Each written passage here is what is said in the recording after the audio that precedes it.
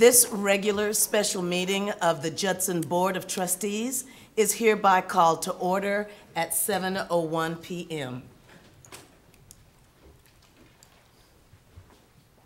We'll now have roll call. Mr. LaFoyle. Present. Thank you for coming. Oh, we're supposed to do the, see, Mr. Elizondo, I already. Ms. Canoyer. Present. Thank you all for attending tonight. Mr. Macias. Present and welcome. Ms. Rodriguez. Present. Welcome. And I'm Renee Pichelle. Thank you for being here. Dr. Montoya. Present, And would you please introduce your staff? again, welcome to all of you, and I'll introduce, starting to my right, again, Ms. Cecilia Davis, Executive Director of Curriculum and Instruction. Wait, if you'll lift your hand there. And Dr. Cantu, Assistant Superintendent for Post-Secondary Education. Ms. Elida Berra, Deputy Superintendent. And to my left, our money man, Jose Elizondo, Chief Financial Officer. Mr. Marco Garcia, Chief Human Resource Officer, Dr. Milton Fields, Assistant Superintendent of Operations, and maybe the most important person of all, Betty Holmes, the Board Secretary. Okay, we're going to do the invocation. Please stand for the invocation. Please bow your heads. Dear Lord, we thank you for the opportunity to be here this evening as professionals, as community people, with our thoughts and our hopes for a group in Florida that are not going to be attending any event with what happened yesterday. We pray for those students. We pray for those staff members who passed away yesterday. We also pray for our staff and our students here in Judson and hope that good things come our way and that these kinds of things do not enter into our world over here. We also thank our community for all the support that they give us and for all the positiveness that happens with their students being in our schools. We also lastly ask that everyone here get home safely this evening. We pray for all of this and we thank you for everything. Amen. Amen.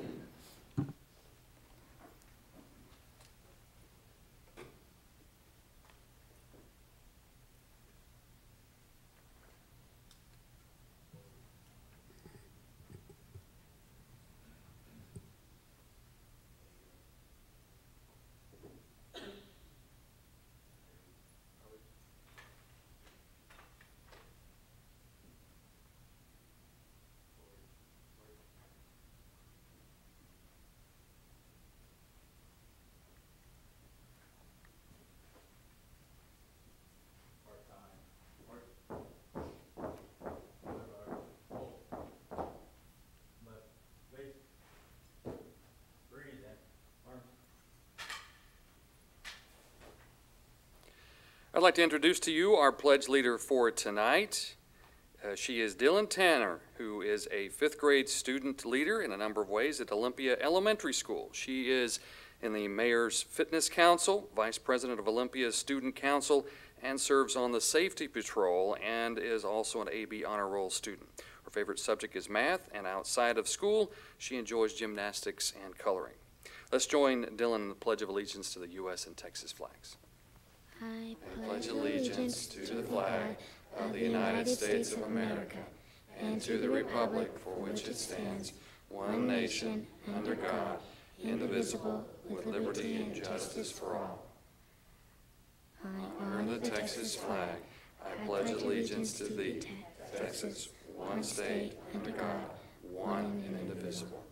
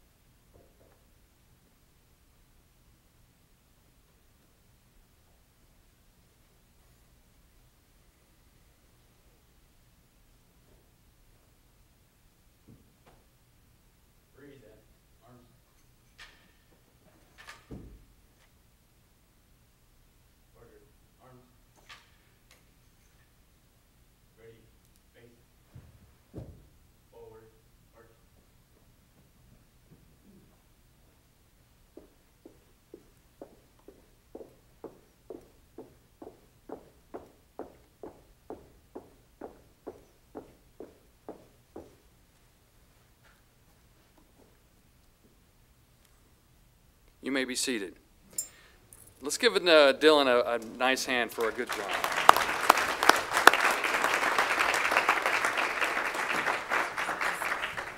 Dylan, if you would come on up.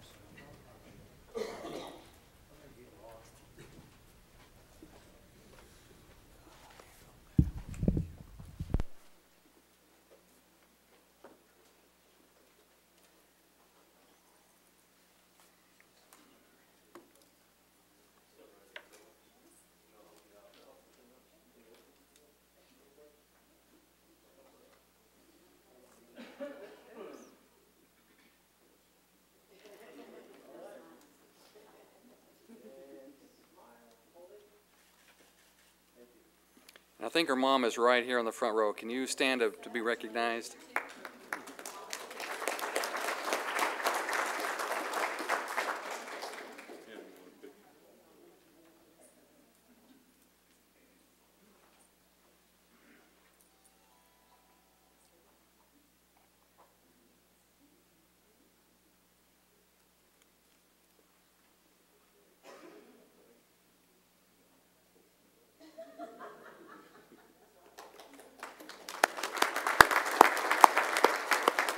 I'd also like to recognize our color guard for this evening from Veterans Memorial High School, Junior ROTC, Cadet Second Lieutenant Jose Gonzalez, Cadet Private First Class Aiden Gomez, Cadet Sergeant First Class Richard Brindle, and Cadet Sergeant Kevin Blas.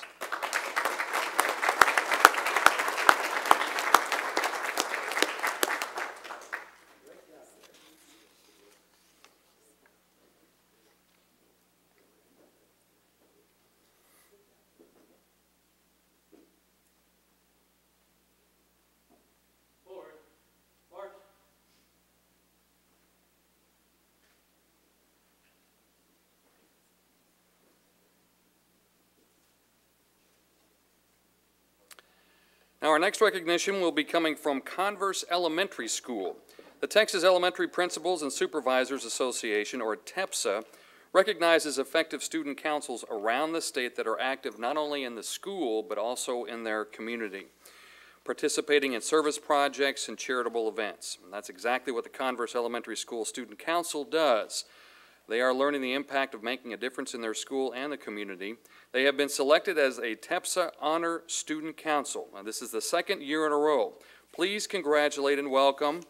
Not everybody is here this evening, but I would like to recognize Ashton Polchert, Brent Bingheim, Riley Gunter, Hannah Brewer, Logan Yawn, Tasia Cubitt, Jasmine Aguilera, Austin Deacons, Alani Velez Cruz, Kayla Yawn, Serenity Rodriguez, Emily Headland, Jovi Zamaron, Annika Tenney, Mary Frey, Ty Aiken, and Maddie Crabtree.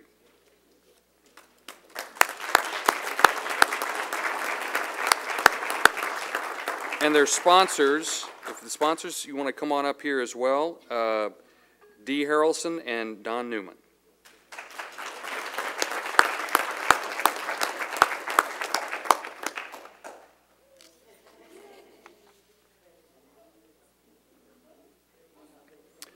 Are the parents of these students here? If you would, please stand.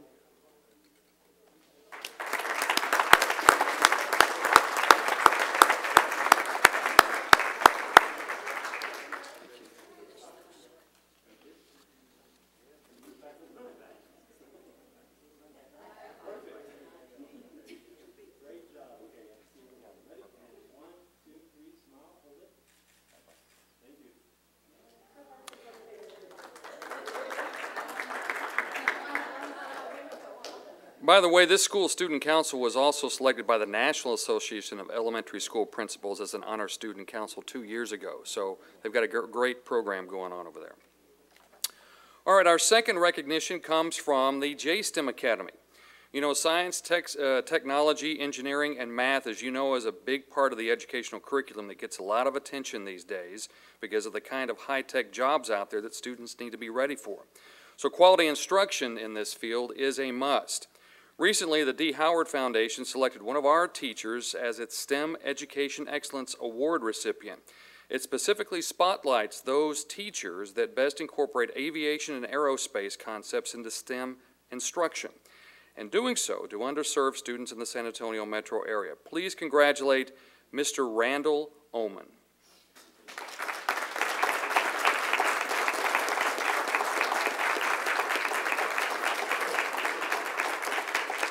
Now, there are also at least one gentleman here, maybe some others from the D. Howard Foundation here this evening. We'd like for them to come forward as well to take a photo with the board and Mr. Oman.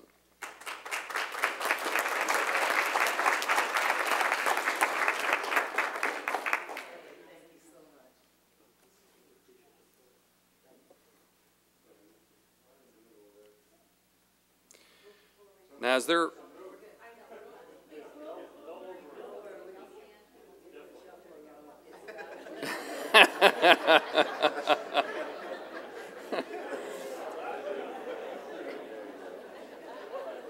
As they take the photograph, Mr.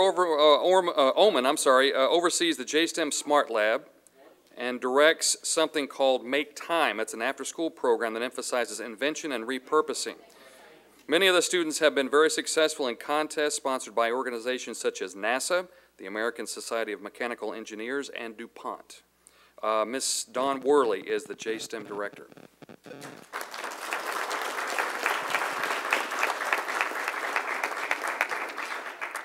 And our final recognition is from the Child Nutrition Department. From food preparation and serving to the planning of meals, this department is always busy making sure that our students and staff have delicious tasting meals that are nutritious and expose students to a variety of foods so that they can expand their palate as they grow and mature.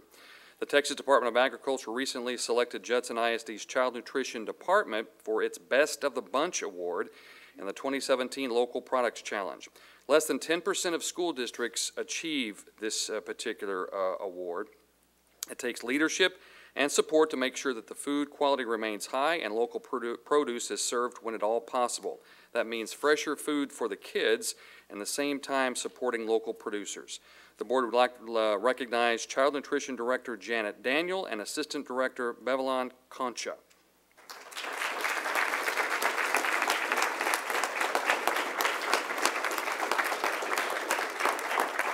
I'd also like to present an official recognition from the Texas Department of Agriculture from Mr. Sid Miller.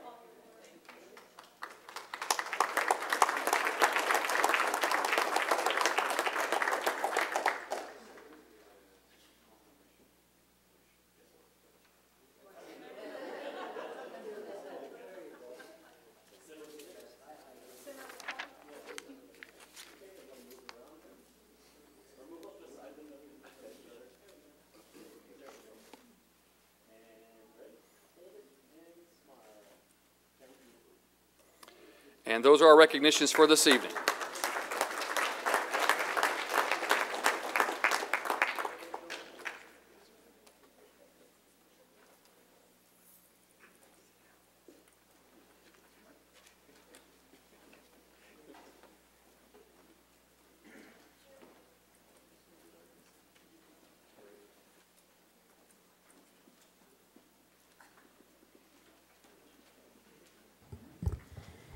And at this time, my colleagues, would you please go ahead and push your buttons for the roll call?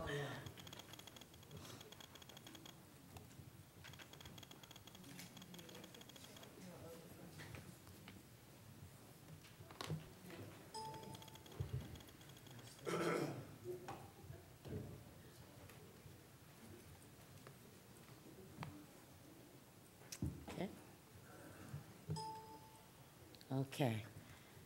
We have Dr. Salinas and Mrs. Eaton absent. Thank you very much.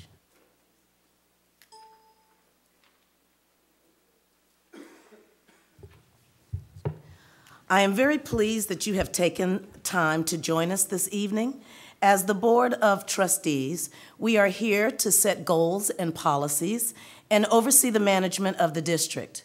We are responsible for approving budgets, contracts, personal appointments, and to listen to reports from the superintendent. We are not here to make administrative or management decisions pertaining to the daily operations of the district. This is the responsibility of the superintendent. In compliance with the State Government Code on Open Meetings, tonight's agenda has been appropriately posted. This is a meeting in the public, not a meeting of the public. As our guest, you are welcome to observe and listen. These proceedings are being video and audio recorded and will become part of Judson's permanent legal record. In order that the tape adequately reflects these proceedings, please silence your mobile devices and refrain from talking while others are speaking. Since it is legally mandated that these proceedings are recorded accurately, I may have to ask for order periodically should I notice that disruptions are interfering with the recording capabilities. Once again, I extend to each of you a sincere welcome from the entire school board. Thank you for your interest in Judson ISD. We have established a quorum, and we shall begin. With citizens to be heard, first we have the renowned Mr. Frank Arnold.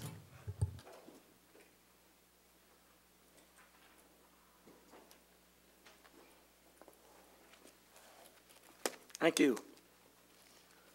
Dr. Montoya, Ms. Bichelle, and members of the board, administration. My name is Frank Arnold. I was head coach and athletic coordinator at Judson High School during the years of 1980 to 83. Excuse me. I was athletic director for 21 years following that and retired from that position in 2005.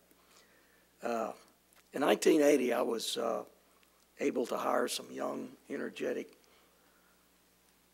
sharp young men as coaches like Jim Rackley and D.W. Rutledge and a guy named Sil Pettis, who now is called Dr. Pettis and retired as superintendent from San Antonio School District. We were all privileged to watch the 4 or 5 communities surrounding Converse and be there at a time that there was a lot of growth in those years from several small areas to one large group that became very strong backers, vehemently supporting the Rockets. The amount of positive public relations was unimaginable. As a result of athletics, not only athletics, but because we received so much attention in public relations that couldn't be bought during that time. It was unbelievable how much attention was brought to the school district. Other districts, Northeast, North Side, Samuel Clemens, Church Cibolo, Westlake, Lake Travis, they all still look to Judson as a leader in the field of athletics. Lake Travis, Judson, ESPN this year, priceless. I don't think you could buy better public relations. I'm here tonight to encourage you to maintain the current policies regarding athletic periods, number of coaches, areas of this nature in the athletic program. Present policies enable the Judson Independent School District to remain competitive with all other districts mentioned previously. The Judson programs allow its student athletes the opportunity to become better people as well as better athletes.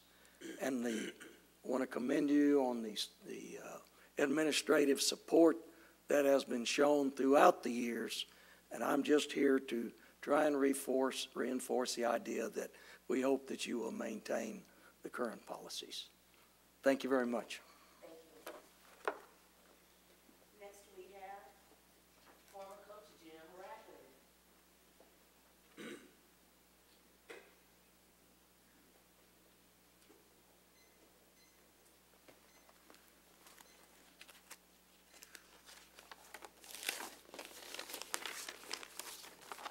Thank you, Ms. Bichelle, Board of Trustees, Dr. Montoya, administration. I'm here to also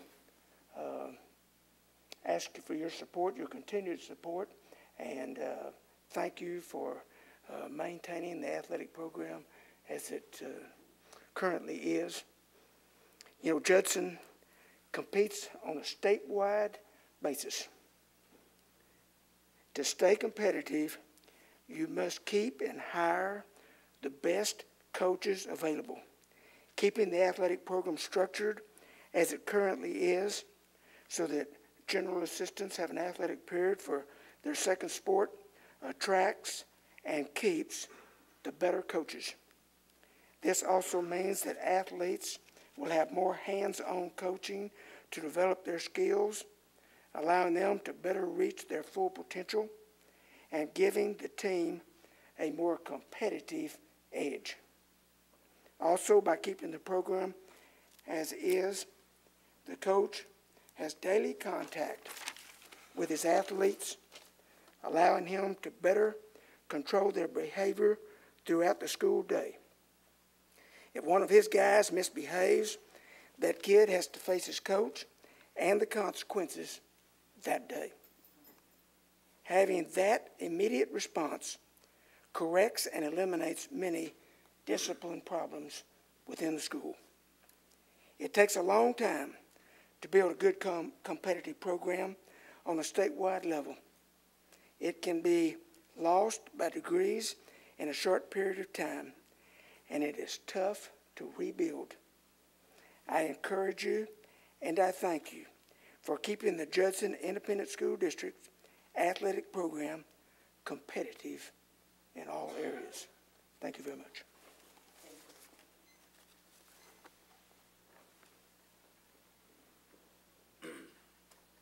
Next, we have none other than the namesake of our stadium, former coach D.W. Rutledge.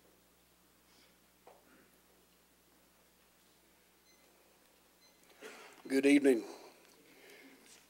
Ms. Pichelle, Dr. Montoya, members of the board, executive staff. I am D.W. Rutledge. I'm currently the executive director of the Texas High School Coaches Association and served the Judson Independent School District for 21 years. And I'd have to say that was the best 21 years of my life, and have still got a deep love for this community and the people in this community. I believe my blood will always run red and gray. So I too want to thank you for your continuation of run the athletic periods running as they currently are. I think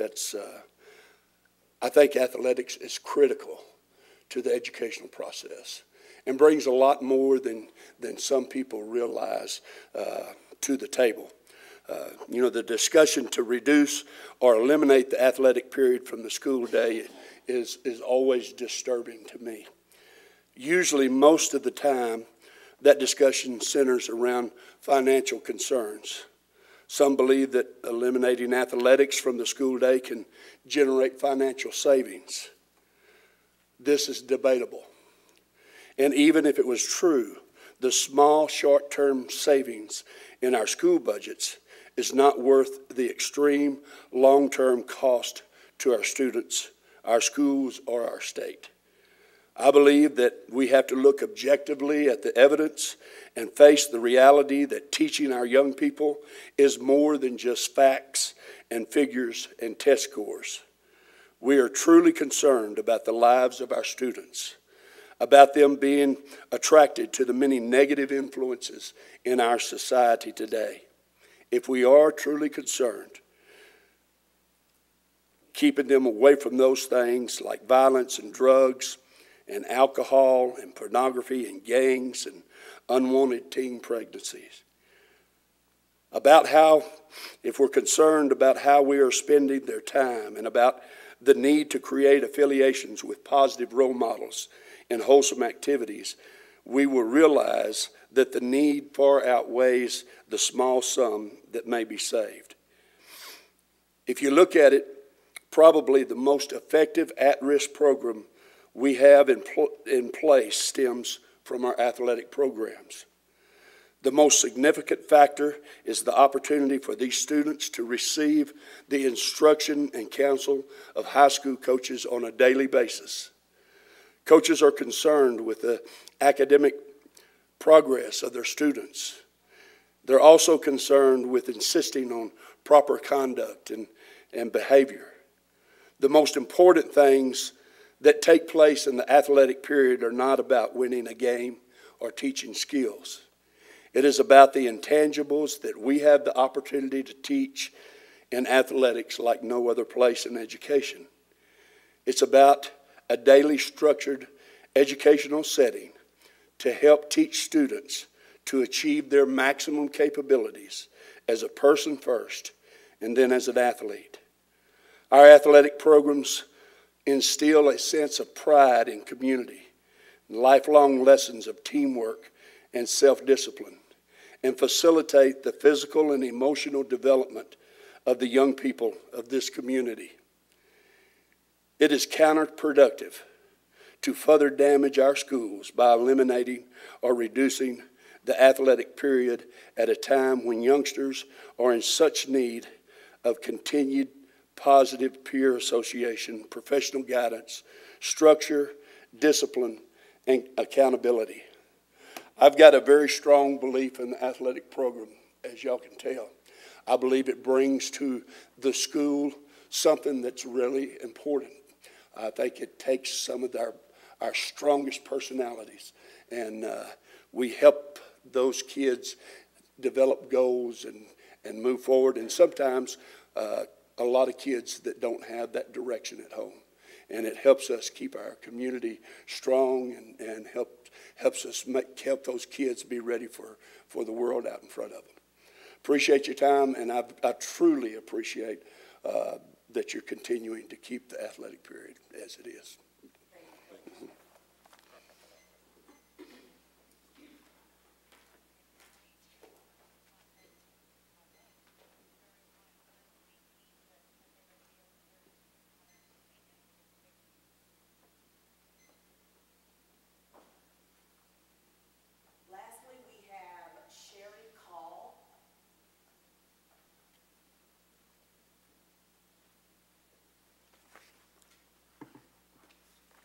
Thank you for the opportunity to share some thoughts today. I've lived in this community for over 30 years. All of my children have graduated from Judson High School. I'm a taxpayer and I vote in the community in elections always. It's important to me. I try really hard to stay informed about our community and most especially about what happens in our schools. The common thread for this very diverse community has always been athletics. It is what brings us together and helps us bond and grow as a community. Great athletic programs build strong individuals, and Judson Independent School District has always been a shining star in this city and state when it comes to doing just that. As a parent, I felt very fortunate to have my son play football and be coached by outstanding men such as D.W. Rutledge, Sterling Jeters, Jim Rackley, David Brothers, Jimmy Dykes, Melvin Belter, Mike Miller, and the list goes on and on. I knew I could count on these men to be honest and fair and to be excellent mentors to my son and to give him sound guidance.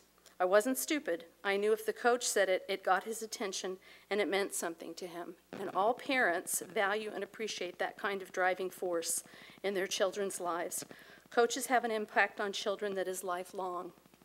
This is what I've witnessed in the 30 years I've been part of this community, over and over and over again. Coaches who are not only helping kids hone their skills as athletes, but helping them with their homework, checking on their grades, and providing encouragement and motivation, even when they are grown adults, I might add.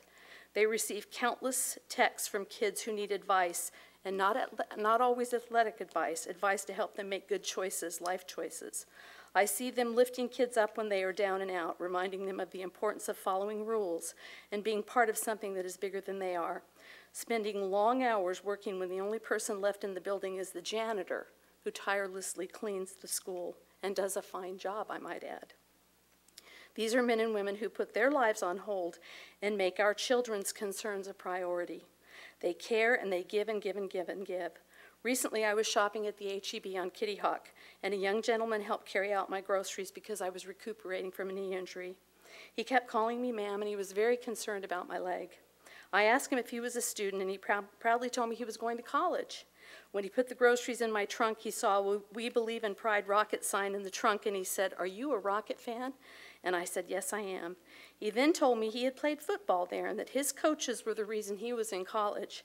He said, "They always told us that we could do anything we wanted if we tried and worked hard, and that we should go to college and make a difference. I want to be a coach," he told me. Every time I see this young man, he smiles and waves to me. I have a friend for life. I'm saying this to make a point. Taking away athletic periods or trying to force coaches to use conference periods in lieu of athletic periods is a ridiculous idea. Leaving the athletic periods with only a few coaches to monitor them is a dangerous idea. Ask any other school district in the city, and I don't think you'll find any of them doing any such thing. And to top it off, the coaches and teachers here are paid far less than in other school districts. I know because I live on a cul-de-sac with other coaches from 2 different school districts, and they say they can't afford to teach at Judson. I have no idea what prompted the proposal to do this, but I feel certain that to pursue this will basically be sending a message to very dedicated men and women who coach and teach that what they do is not important and has no value. They will look for jobs elsewhere, and rightfully so. If this happens, we will get people who can't get jobs anywhere else. What will happen then? Do you really believe you will have the same dynamic in our programs and in our classrooms when that happens? Will the taxpayers and voters be happy that someone came up with an idea that didn't even sound good in theory, let alone in practice, and that a thriving tradition is ruined?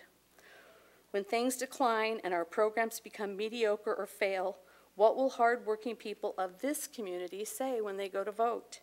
Please do the right thing and find a way to maintain the pursuit of excellence in the classroom and in our athletic programs. Don't miss the chance to do what is best for the kids in our schools and for the community as a whole in the long run. Thank you for your time.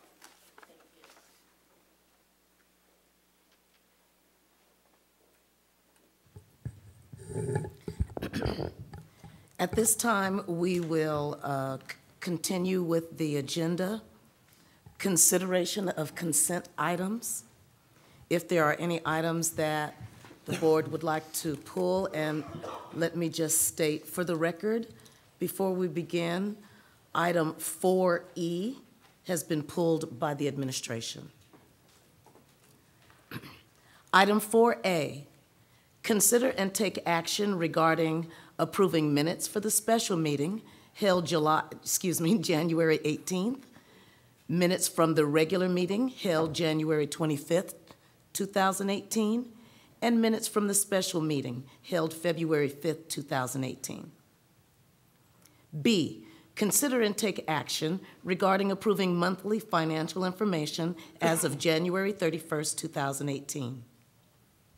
C, consider and take action regarding approving expenditures equal to or greater than $50,000. D, consider and take action regarding approving the submittals for request for proposal 17-35 for general and instructional supplies. Item F, consider and take action approving a proclamation to declare March 2018 Social Workers Month. The theme, social workers, leader, advocate, champions. Motion. Second. Okay. Go ahead and vote.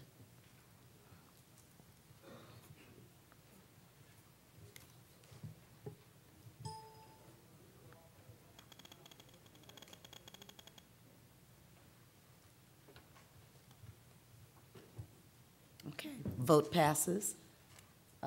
What is it, 6-0? One, two, oh, there's 5 people here, I'm sorry. Thank you.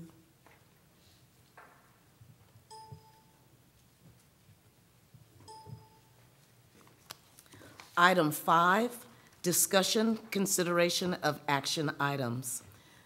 5A, consider and take action, possible action regarding the approval of the renewal of the Memorandum of Understanding with Alamo Colleges District for the 2018-2019 school year for Judson Early College Academy. Is there a motion? Motion. Second. Any discussion?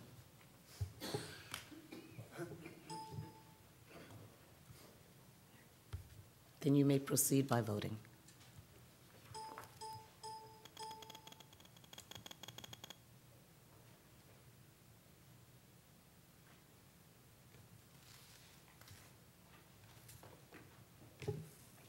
Motion has been moved and seconded and approved 5-0. Item 5B. Consider and take possible action regarding the approval to terminate early college high school memorandum of understanding between Alamo College's district, San Antonio College, and Judson Independent School District for Judson High School, Karen Wagner High School, and Veterans Memorial High School. Is there a motion? Motion. Any discussion?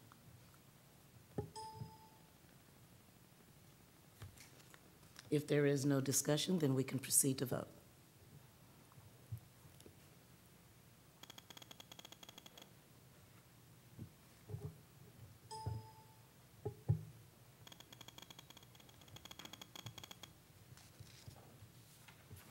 Motion passes 5-0. Item C, 5C, consider and take possible action regarding approving the following reclassification staffing request for Director, Governmental, Community, and Judson Education Foundation Relations to Coordinator of Business Partnerships, Community, and Judson Education Foundation Relations. Motion. Second. Is there any discussion?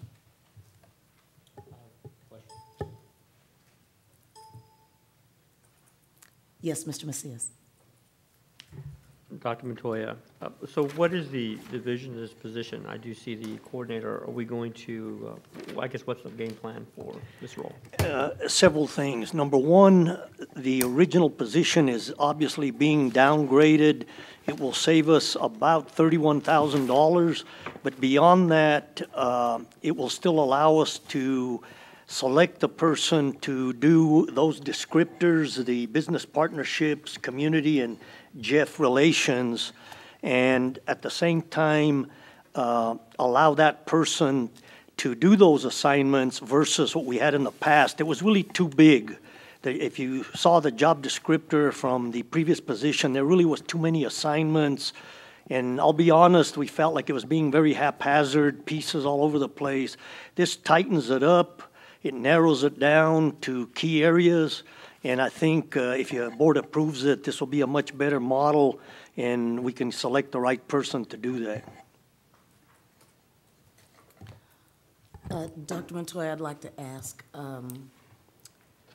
it says how much the savings will be for this reclassification, but we don't know from what. It's $30,000. It's from the original salary of the original position. All right, and can we know what that salary is for that original? Do we have that, Mr. Garcia? Ma'am, that's typically what we do when we make that estimate, because we don't know who's coming into the position, is we take the midpoint at one pay grade, including benefits, and subtract the midpoint from the other pay grade, including benefits, and that's how we come up with that number. Right, so what was that salary, the midpoint from that previous pay grade? I don't have the compensation plan with me, ma'am, but it would be approximately a midpoint equating to a salary of about $85,000. Okay.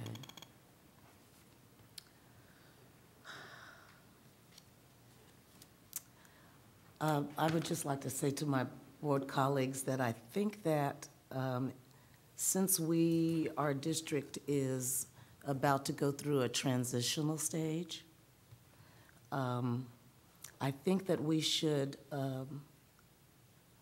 approve this, but only on an interim basis, until which time we have a our transition has been completed and there is a permanent head of our school district, I would not mind approving this right now, but only on an interim basis. And I'd like to hear discussion from the rest of the board.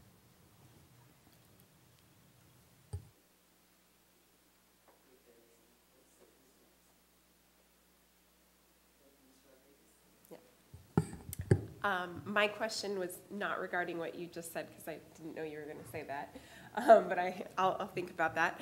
How many title levels down? I don't know exactly all the nuances of titles in our district quite yet, so between director and coordinator, is that just one step down, or is that?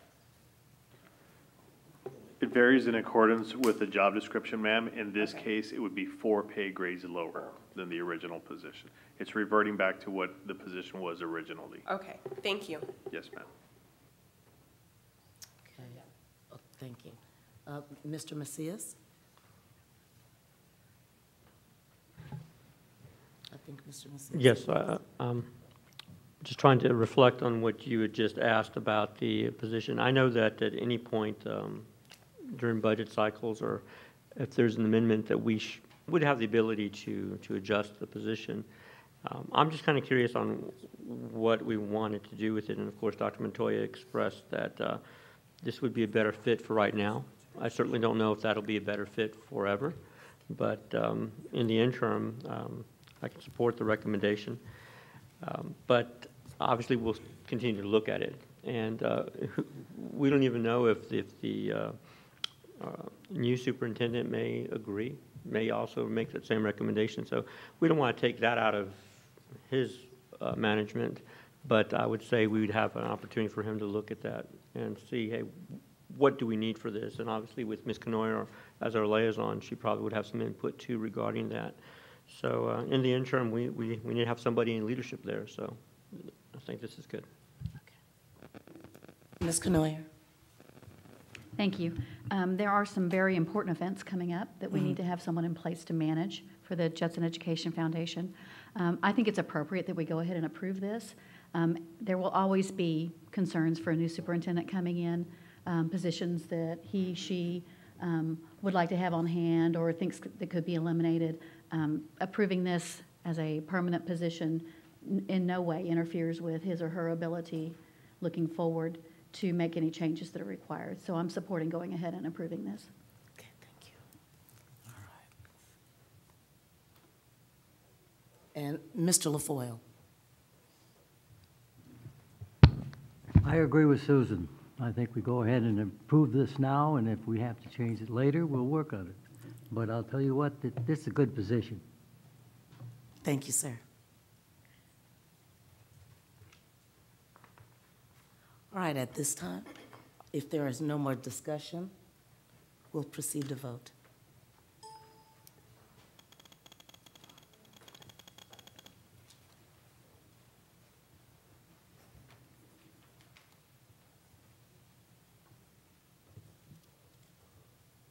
Okay, the vote passes 4-1.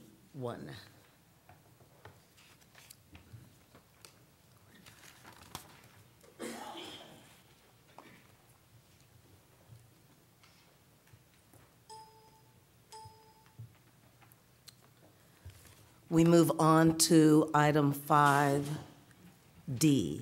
Consider and take possible action regarding approving a new staffing request for accounting payroll specialists. Do I have a motion? Motion. Motion made by Mr. LaFoyle. Is there a second? Second. Second made by Ms. Canoyer. Any discussion?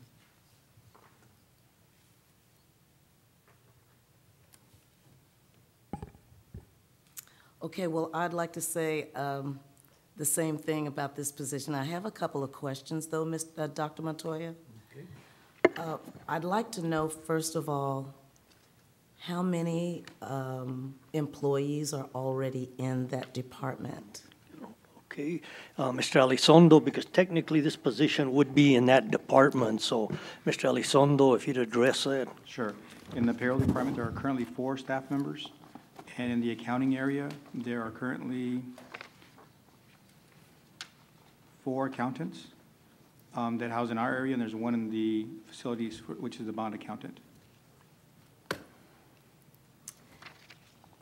Well, I think I just don't understand why we need can you just explain why we need the new position? Sure, happy to.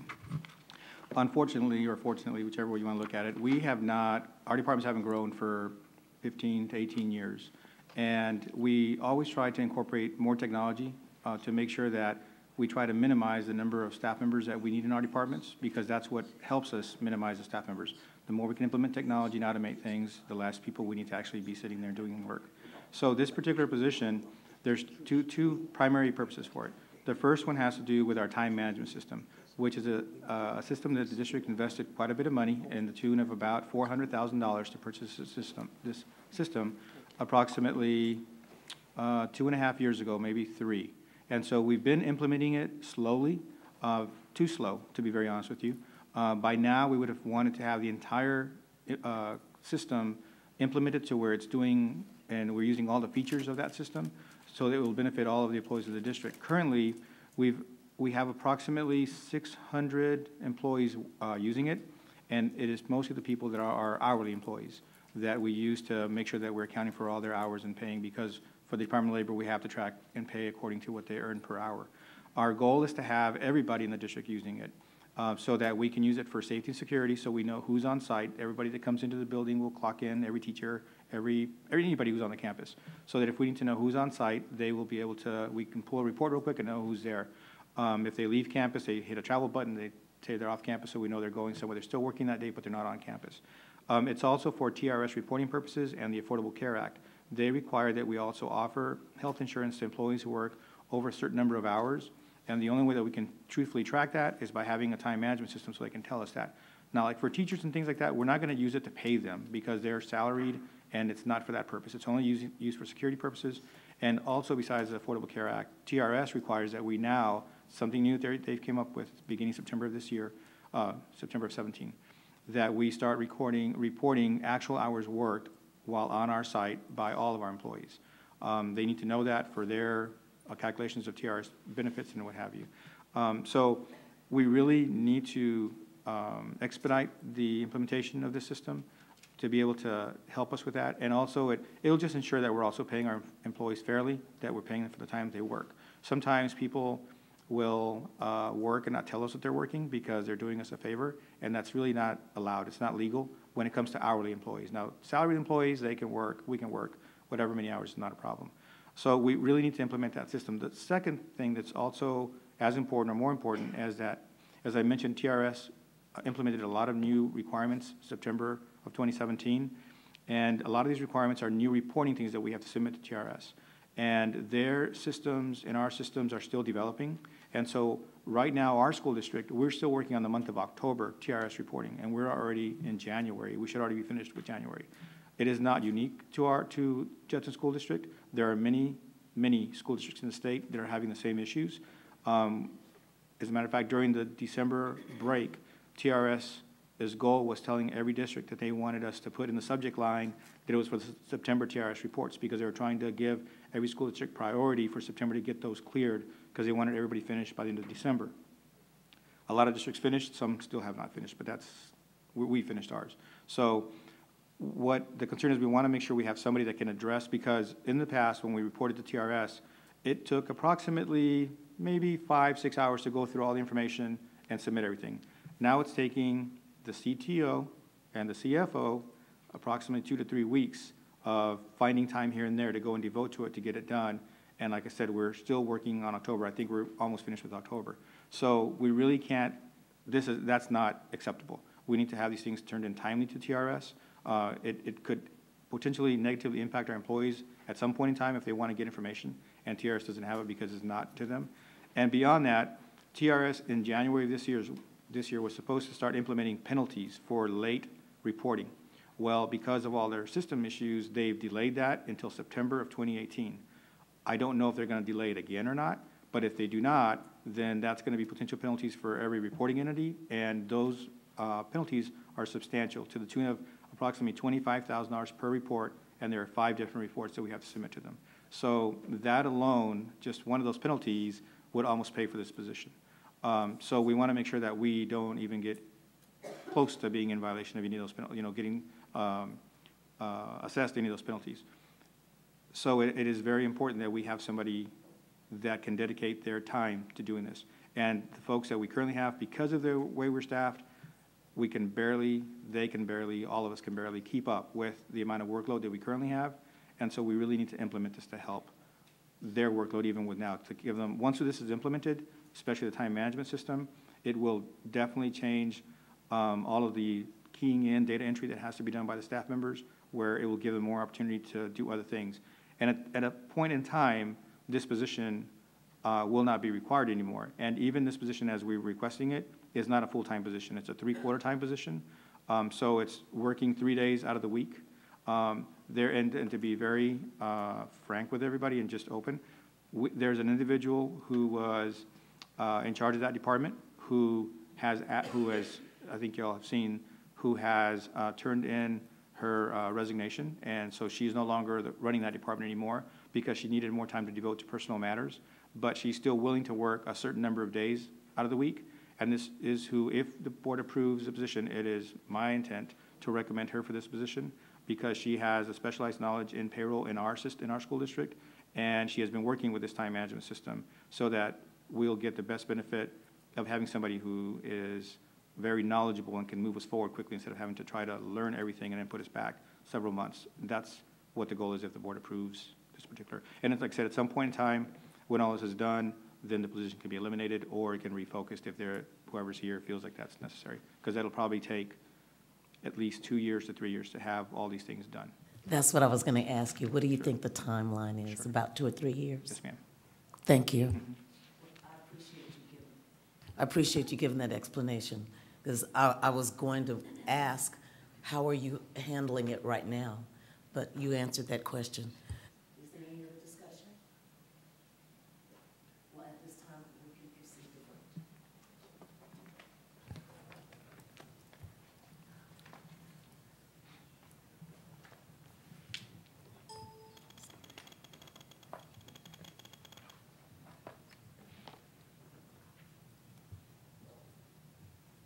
Vote passes 5-0.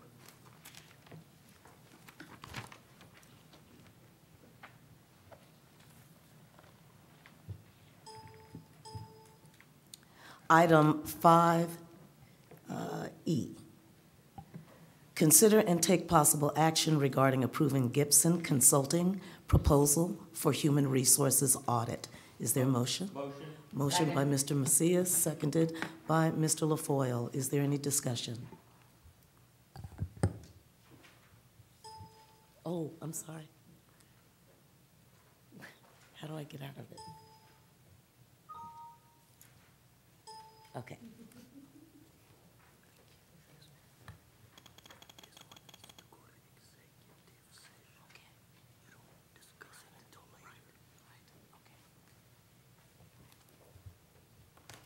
Ms. Rodriguez. Yes. I just had one question, which was, Dr. Montoya, can you remind me how much money was allocated in the budget for the purposes of an HR audit? Go ahead, Mr. Elizondo. It was $40,000.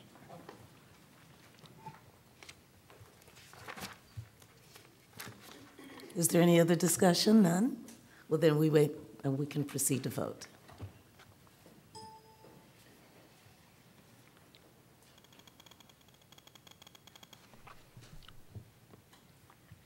And vote passes 5-0.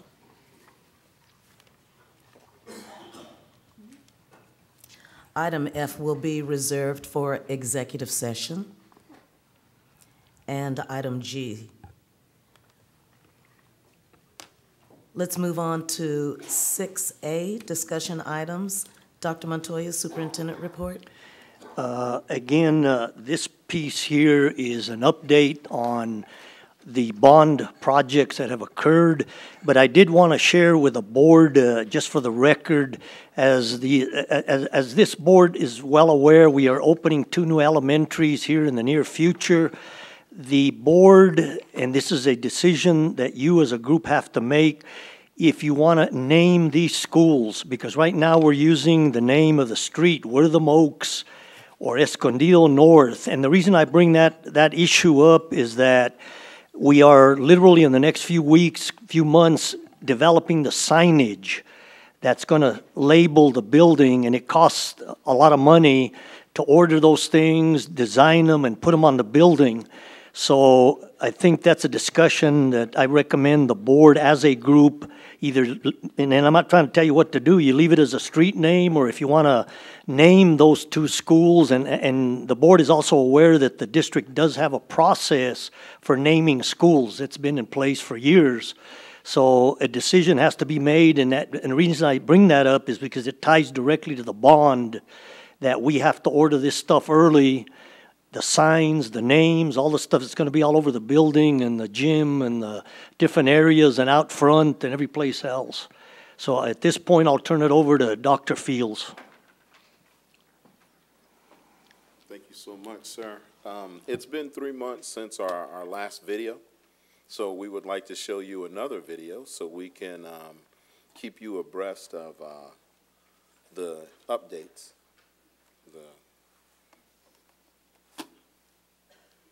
Is it me or is this not working? Oh, there we go.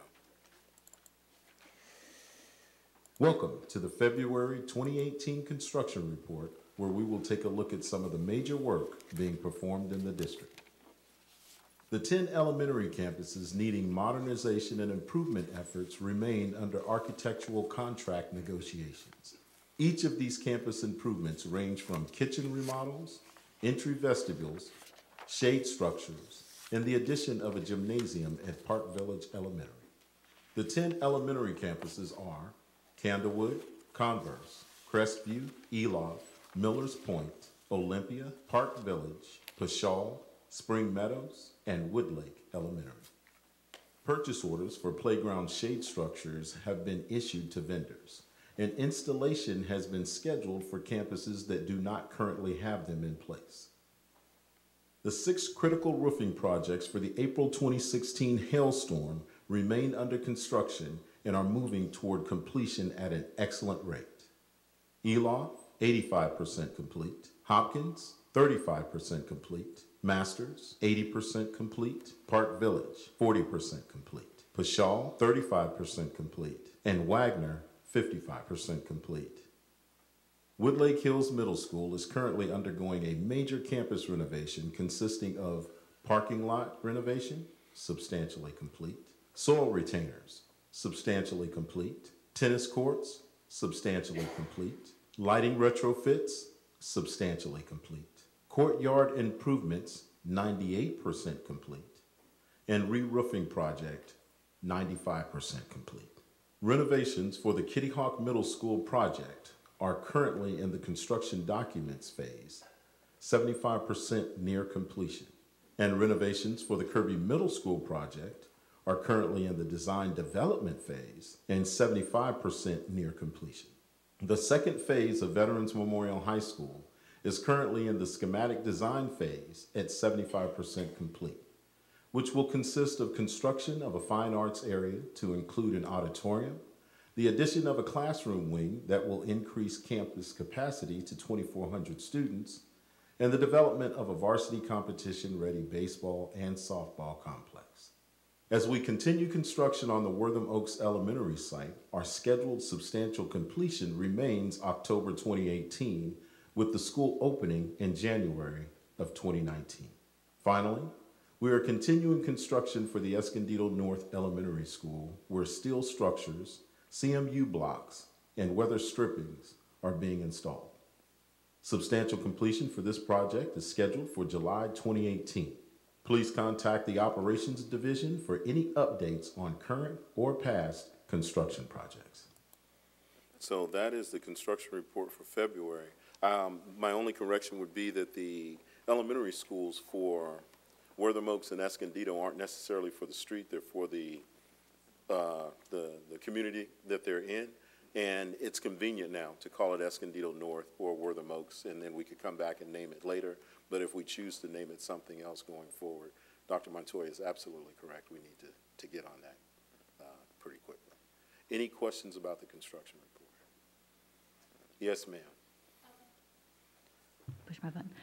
What is the deadline if we decide that we need to go through and actually we probably should, since that's a procedure that we have in place for naming the schools.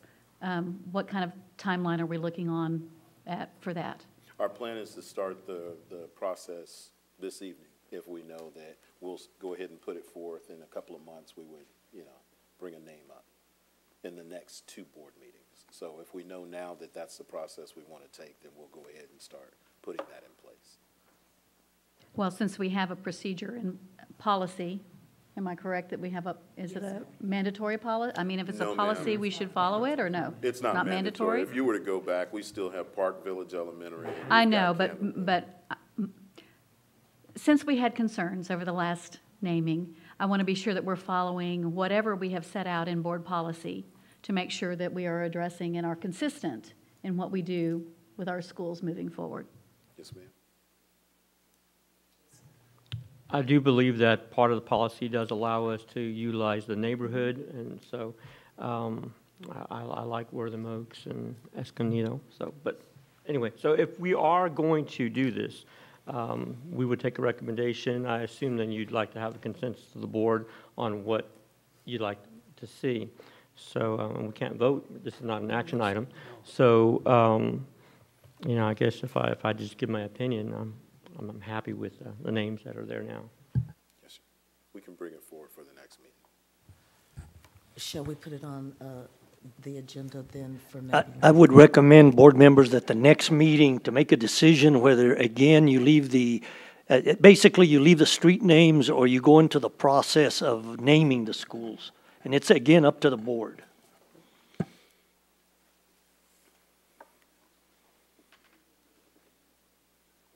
Is there any other discussion?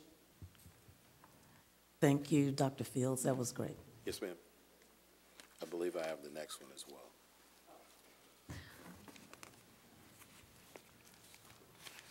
6B, discuss attendance zones for the 2 new elementary schools and student capacity at remaining 2 schools, and that was sponsored by Ms. Canoyer. Thank you. My concern was that as we move forward with our 2 new elementary schools, certainly we'll be moving students from campuses where they are already housed to these new campuses. And this is the perfect opportunity for us to look at our demographics reports, look at our capacities at our other schools, if we're changing boundaries.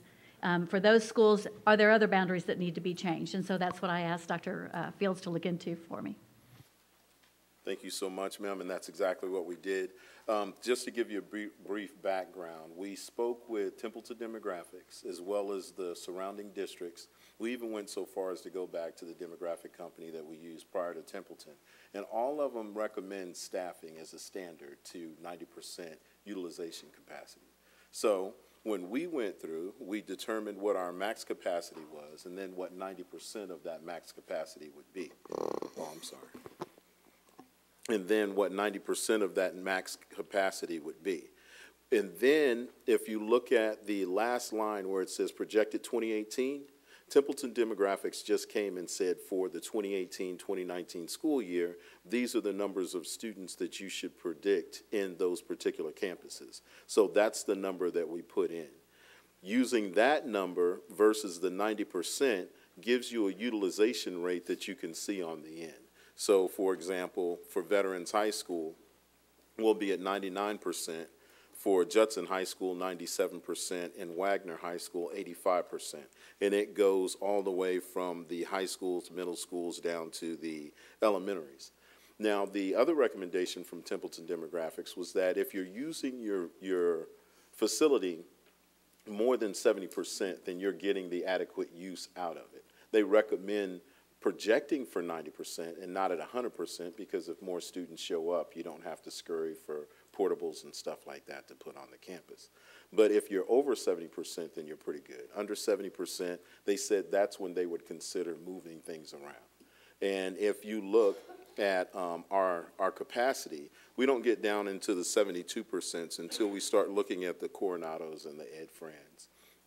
But those are some of our older campuses that are being utilized. Some of the rooms are not being utilized. Some are for other reasons. So today we sent out an email to all the principals asking, are there any rooms on campus that aren't being used and some that are being used?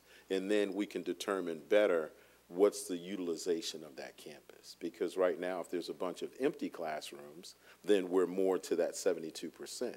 But if we determine that there's classrooms that are being used for Boys and Girls Clubs, RTIs, or some of the other events, then maybe the utilization's a little bit higher than what we may see. Now, on the other ones that you see down here at the bottom at 59, 45, and 41%, those constitute what's going to happen next year when we open up the new facility. So you can see that from Masters, we're going to take about 50% of those students and move them over to Escondido North with the potential for them to grow. And then if we were to look at the map for Escondido, which was passed out as well, you'll see that this is the area that we've carved out. And those areas in that Escondido area consist of Escondido Creek, Escondido Meadows, Escondido North, Mustang Valley, and Glenlock Farms. And there's building that's going on in those areas, so we will see an increase in student involvement at that campus going forward. And then for Wortham Oaks, we've cut it off right here at Green Mountain Road, all the way up to the tip of the district towards Bulverde, and the areas that we currently have over there. And this isn't all-inclusive because there are springing up areas all along Evans Road. But what we can speak to is Future Cibolo, TPC Companions, the Tower, Orion, Grand Estate, Century Oaks, Wortham Oaks, and Omarosa, for a few of the areas that will be going to Wortham Oaks. And that will start off a little bit smaller, as you see on here, at about 304 students. So, but the potential for increases is huge in that area. And then it takes Rolling Meadows from being at 940 students, which was over like 130 capacity, down to 767, which is about 102 capacity. So that is the boundaries that we have listed and how we carved off and what we'll be recommending to the board next time to draw the boundary lines for Wortham Oaks and Escondido. You have any questions? Yes, ma'am. I have Yes, one ma'am. more, because I know I'm going to be asked it. It does not make sense for us to think about closing a campus, even though we have some that may be closer to that 70% utilization rate, in terms of what we would have to do to budget for busing, having a property sitting vacant. That would put our other campuses, really stretching them further to have 400 students moving to another campus. Would that be a correct opinion? That's exactly what we're recommending. We even took it to the Bond Building and Facilities Steering Committee on February 6th, and their recommendation as well was not to redraw the district lines or attendance lines other than the ones that we're recommending for Escondido and Wortham Oaks. And part of that rationale was you're over 70%, and the disruption that it may cause from some of those facilities, like students currently going to Rolling Meadows, maybe having to come back down the hill, could be a disruption, or from Olympia having to go to Coronado and then from Rolling Meadows back to Olympia. It's just a huge disruption when we're over the 70%. And I would argue that once we get the information back from the principals and the different rooms that are being utilized on those campuses, that utilization capacity is going to go up quite a bit. Thank you so much for Yes, all your ma'am. work. I appreciate it. Yes, ma'am. Are there any other questions? Thank you, Ms. Canoyer. Thank you, Dr. Fields. Yes, ma'am. Our next item is item 6C. First reading of DEC local compensation and benefits, leave and absences. Dr. Montoya? Again, members of the board, this is a first reading. We get these from TASB to look at if there's any questions or comments. And obviously, you still have a second reading before the final approval. So if you have any questions or comments on the material you have, this is the time to bring it up. Okay. Does anyone have any questions or comments? All right, let's move on.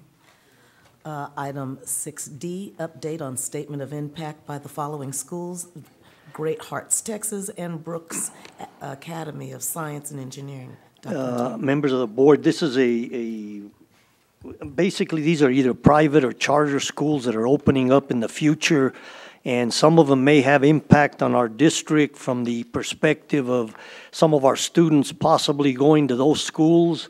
And it's a form that we fill. The board does not have to approve those in any way.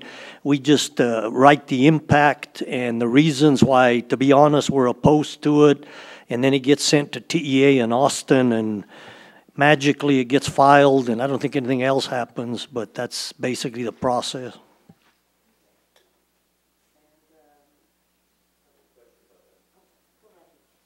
Dr. Montoya, we know that these statement of impact, they're coming in terms of the Great Hearts and Brooks Academy. I know we can't do anything about it. It doesn't even require any of that kind of stuff. But from a strategic standpoint, what are we doing to recognize this? I mean, we've talked about threats to enrollment, but we now know the nature of the school that's coming into our area. Have we had, what does that look like? I think, and again, I know in a couple of past board meetings, some of you board members had some good comments. One is we have to show the community that we have very good schools and good staff. The charter schools tend to have an edge because they advertise, and I'll use that word loosely, they advertise very effectively. But the reality, folks, is that our schools in Judson ISD, we do a lot of similar things and sometimes even more than what they do. We just have to advertise our operation better. The other thing we have to do is, for example, what you have listed there, the science and engineering, we have a STEM operation, as you've heard earlier, that's literally one of the best in Texas already. Again, we have to get that information out to the community and people to share and say to them, look, we can offer what a lot of these schools have, and sometimes we can do it better. So I think that's the big thing. I appreciate that. I guess the thought I have is to be aggressive, to be proactive, to go into those neighborhoods and have opportunities to talk about our programming. We know they're coming around there, so build rapport with the HOAs in the area. I mean, so really just take the offensive and say, hey, look, we know they're coming, but we're doing this stuff, and it's pretty cool. Yep. But I just think it might be a good idea to say, look, we need a strategy. We have these schools coming in. They're going to have an advantage in terms of marketing dollars that we don't spend, but we should have some resources that can at least look like, I don't know if we, I don't know, but like I said, just to have something that says, okay, this is our response to that. Like a town hall? A town hall, a forum, HOAs. With maybe booklets and even little videos, because we can create those very effectively to share some of the things we have. So. Well, and the reason I say that is because at least we know we have a response. Yes. And there's a strategy behind trying to get our message out there to, of course, let the community know what we're doing. That's a good idea. I have a question as well. Yes. So am I understanding correctly from the documents in here that Great Hearts is intending to open one campus in Northwest Bexar County? It appears at this point, yes. Okay, and Brooks is looking to put one in New Braunfels, one in San Marcos, and 2 campuses somewhere else in Bexar County? That's correct. Okay, so 4 campuses. So correct. This is 5 campuses that are opening. Okay, thank you. Anybody else? Okay, let's move on. Item 6F, update on board training conferences, events, and consider future agenda item requests by board members. Let's start with Mr. LaFoyle. Ms. Canoyer. Thank you, Ms. Bichelle. It doesn't need to be an agenda item, but I would like to have forwarded to us, if we could, the mock STAR scores for us to look at, since those were just completed. Thank you. Anything else, Ms. Canoyer? No. Okay. Mr. Macias? Yes, I wanted to comment on the long-range planning committee meeting that we had a couple of weeks ago. It went very well. Sorry? It went very well, and appreciate Mr. Garcia, Ms. Betta being part of that, but our chairperson right here. So we had a good group, and I think what I'd like to do is have, I guess, some of those high-level objectives disseminated to the board in terms of what was conveyed, so they have an idea of what we're starting to think about as a committee in terms of long-range planning. But I was real proud of that. Okay, Ms. Rodriguez? I was also at the Long Range Planning Committee, and I'll leave it to Mr. Macias to summarize that for you already. Yes, ma'am. I jumped ahead an agenda item. Okay.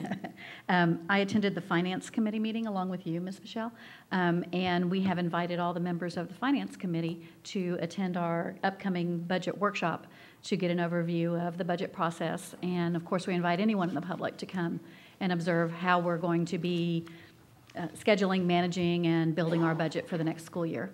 In addition, our next curriculum committee meeting is on Monday night, and I'm very excited about the positive feedback that we're getting from the members of that committee, and hopefully we'll have some wonderful recommendations that can be brought to the board.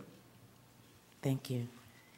And, oh, go right ahead. And again, members of the board, as you stated a little while ago, probably an agenda item for discussion and action is the 2 new elementaries, however you want to proceed, either to name them or whatever, so for the next board meeting.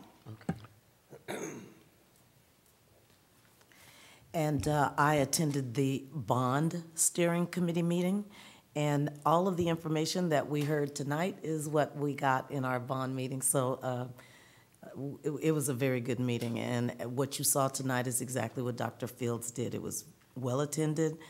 People were participatory, and they got the same understanding that you all got tonight, so it was good. And then as for the agenda items, let's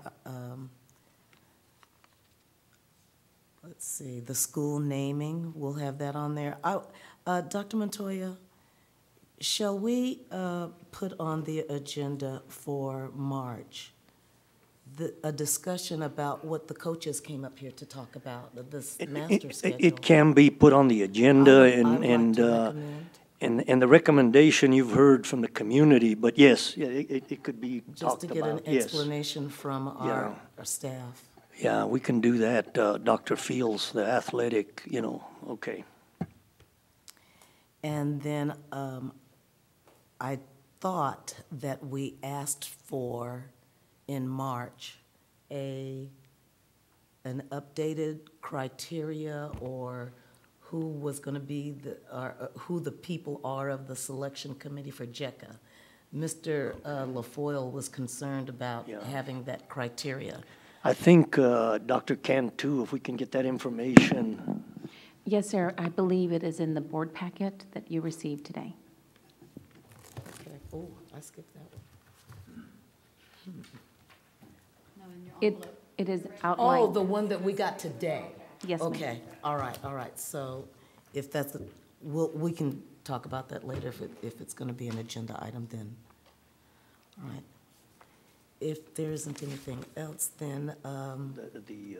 Oh, okay, G, fiscal year 2019 budget preparation. Mr. Macias, meeting dates.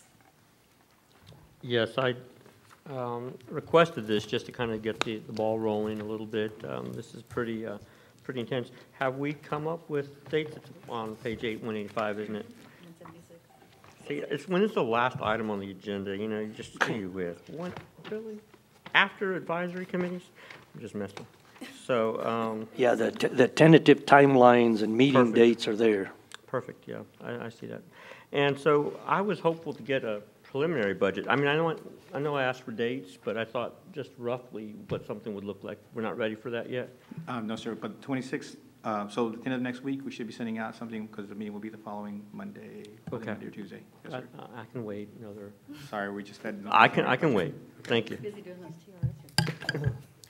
All right, at this time, we are going to adjourn into closed session at 8:24.